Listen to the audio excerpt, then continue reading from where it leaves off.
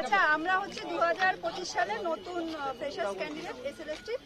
তো আজকে আমরা চেয়ারম্যান স্যার, সেক্রেটারি স্যারের কাছে গেছিলাম ডেপুটেশন জমা দিতে। আমাদের 5 দফা কিছু দাবি ছিল।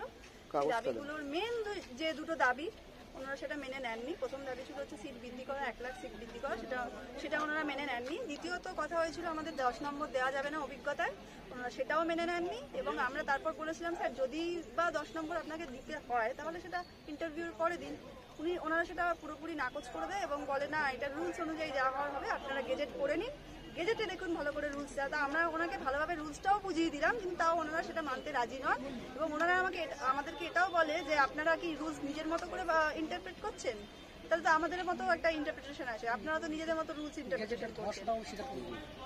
তো গেজেটটা মানে ওনারা বলছেন যে আমরা ল পাস হবে, যে ল ডিপার্টমেন্টের ব্যাপার, আমরা কিছু বলতে পারবো না। এই ল এর ব্যাপারটা ইন্টারভিউর আগে আমরা জানাতে পারবো যে আগে হবে না পরে হবে। মানে এক রকম ধরে রাখুন এটা ইন্টারভিউর আগেই যোগ হচ্ছে। মানে এরা এই দুটো পুরো যে মেন দুটো দাবি ছিল পুরোপুরি ওনারা নাকচ করে দিয়েছে।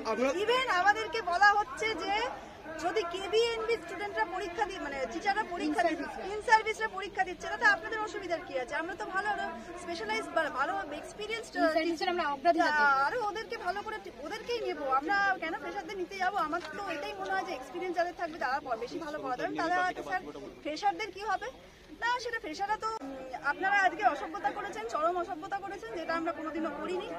সেই জন্য নাকি আমরা টিচার হওয়ারই যোগ্য নই। এবং স্কুলগুলো তাতে যদি স্কুলগুলো মানে জিরো হয়ে যাক তাতে ওনার কোনো অসুবিধা নেই। বলছেন যে স্কুলগুলো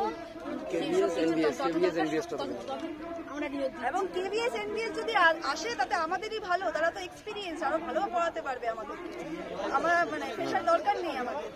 একটা কথা বলি, ওখানে আমাদের প্রিন্সিপাল সব থেকে যদি খারাপ কথা বলে থাকে একটা কথা বলেছিল যে আপনারা যদি বেশি বেশি আন্দোলনের পথে যান তাহলে কিন্তু আমি 14,000 সিট করে দেবো, 14,000 করে দেবো, আপনারা কেউ চাকরি পাবেন না। আজকে আমরা সেক্রেটারি স্যার আর চেয়ারম্যান স্যারের সাথে কথা বলে যা বুঝতে পারলাম ক্যান্ডিডেটরা কেউ চাকরি পাবে না। ঠিক আছে, আর তোমরা যদি এখনো বাড়িতে বসে ভাবো বাড়িতে বসে আমাদের চাকরি হয়ে যাবে, ভুল ভাবছো, বাড়িতে ওই বসেই থাকো।